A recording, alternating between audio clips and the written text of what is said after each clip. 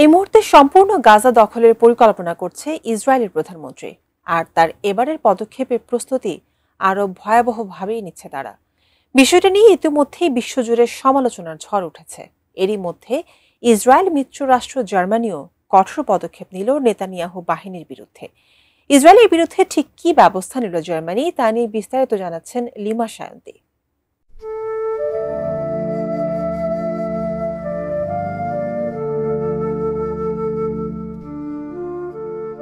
ফিলিস্তিনের নিরীহ নারী, পুরুষ ও শিশুদের ওপর বোমা ও গুলি চালিয়ে হত্যাযজ্ঞ থামায়নি ইসরায়েলি বাহিনী, বরং কৃত্রিম দুর্ভিক্ষ সৃষ্টি করে গাজাবাসীকে ধীরে ধীরে মৃত্যুর দ্বার প্রান্তে ঠেলে দিচ্ছে দখলদার ইসরায়েল। দীর্ঘদিন ধরে গাজায় রক্তের হোলি খেলানোর পর এবার পুরো গাজা সিটি দখলের পরিকল্পনা করছে দেশটির প্রধানমন্ত্রী বেনিয়ামিন নেতানিয়াহু। তার এমন ঘোষণার পর আন্তর্জাতিক অঙ্গনে তীব্র নিন্দা ও ক্ষোভের ঝড় বইছে।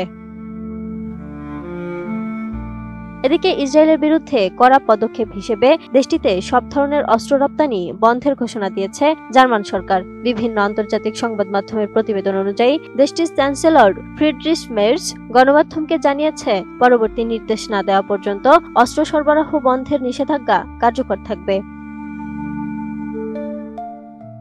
জার্মানির এই পদক্ষেপকে বিশ্লেষকরা অত্যন্ত তাৎপর্যপূর্ণ বলে মনে করছেন, কারণ আন্তর্জাতিক কূটনীতিতে জার্মানি ইসরায়েলের অন্যতম ঘনিষ্ঠ মিত্র হিসেবে পরিচিত। রাজনৈতিক বিশ্লেষকদের মতে গত 2 বছর ধরে গাজায় ইসরায়েলি সেনাদের চলমান ভয়াবহ সামরিক অভিযান, গাজা উপত্যকার নিয়ন্ত্রণকারী গোষ্ঠীকে উৎখাত করতে ব্যর্থতা এবং নেতানিয়াহুর সাম্প্রতিক সম্পূর্ণ গাজা দখলের উচ্চাকাঙ্ক্ষী ঘোষণাই জার্মানির এই সিদ্ধান্তের মূল প্রেক্ষাপট। প্রাণ ইউএইচটি মিল্ক, শুদ্ধতায় ও মমতায় সবসময় সেরা স্বাদে।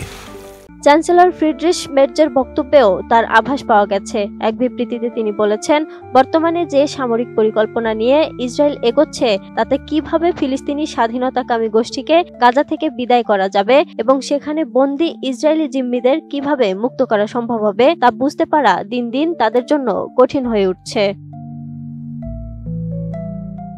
9 আগস্ট ফিলিস্তিনের স্বাস্থ্য মন্ত্রণালয়ের সর্বশেষ হিসেব অনুযায়ী গাজা উপত্যকায় ইসরায়েলি বাহিনীর অব্যাহত হামলায় নিহতের সংখ্যা এখন প্রায় 61,369-এ পৌঁছেছে।